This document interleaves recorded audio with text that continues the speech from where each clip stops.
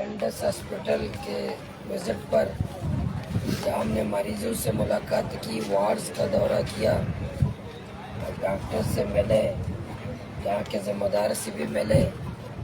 हमने पूरा एक जायज़ा लिया, लेकिन अफसोस हुआ कि 1 नवंबर 2022 को ग्वादर इंडस हॉस्पिटल जीडीए का जो हॉस्पिटल है, इंडस हॉस्पिटल ग्वादर को के हवाले किया गया। हमें यही उम्मीद थी, इंडस हॉस्पिटल एक बहुत बड़ा नाम है कराची में, पूरे मुल्क में इसका एक नाम है।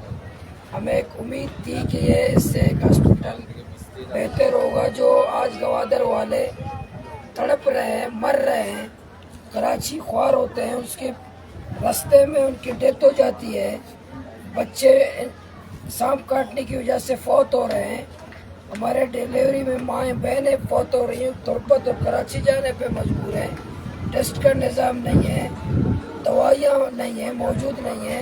पोर्ट सिटी है, कहते हैं ग्वादर पोर्ट सिटी। सिंगापुर और दुबई के रहने वाले वो कराची के लिए मजबूर है, कराची जाते हैं इलाज के लिए। हमें एक उम्मीद थी कि जिस रफ्तार से ग्वादर पोर्ट बनाया गया, उसी रफ्तार से हमें एक हॉस्पिटल बना के दिया जाएगा। जिस रफ्तार से यहाँ छावनियाँ बन रही हैं, उसी रफ्तार से यहाँ हॉस्पिटल अच्छा बनेगा।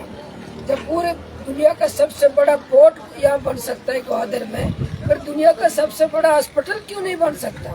जब दुनिया का सबसे बड़ा एयरपोर्ट यहाँ बन सकता है, तो सबसे बड़ा हॉस्पिटल यहाँ क्यों नहीं बन सकता? आज बुखार के लिए हम छोटे छोटे चीज़ों के लिए कराची जाने पे मजबूर है। अभी मैं गया वार्ड्स पे, बिजली नहीं है, शदीद गर्मी है, शदीद गर्मी में वो हमारे मरीज रह रहे हैं। मैं मेडिसिन के उस स्टोर पे गया, वहाँ भी वहाँ एसी नहीं, वो एसी मौजूद नहीं है, वहाँ भी मौजूद नहीं है। यहाँ मरीज दवाइयाँ, मरीज कह रहे हैं दवाइयाँ नहीं है। गायनी के जो हमारे माएँ बहन है, वो कहते हैं 100% दवाई यहाँ मिलती नहीं है। तो क्या फ़र्क है? यहाँ एम्बुलेंस को, सिलेंडर को नाड़े से बांधा जाता है। वाह भाई, तरक्की याफ्ता पोर्ट सिटी, इसको नाड़े से बांध के सिलेंडर को जो है ना उसके भेजा जाता है। ये कोई तरक्की है?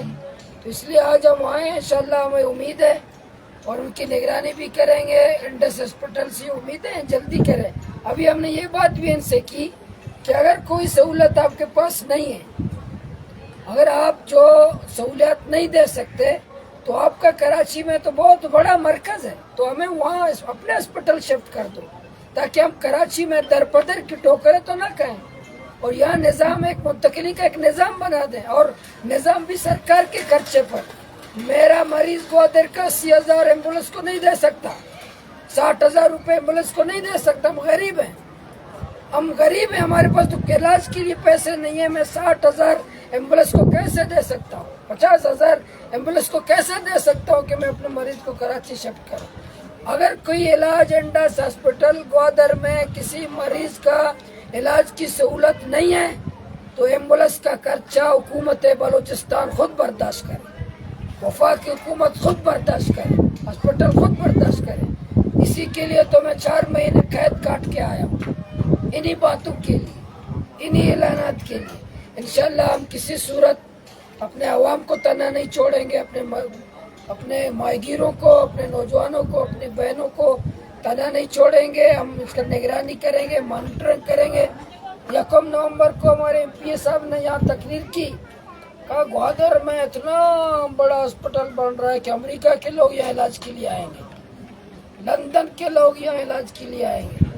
वही लंदन, अमेरिका, अल्लाह के बंदे, यहाँ तो ग्वादर वाला जो है ना, उनका सिलेंडर नाड़े से बांधा हुआ है।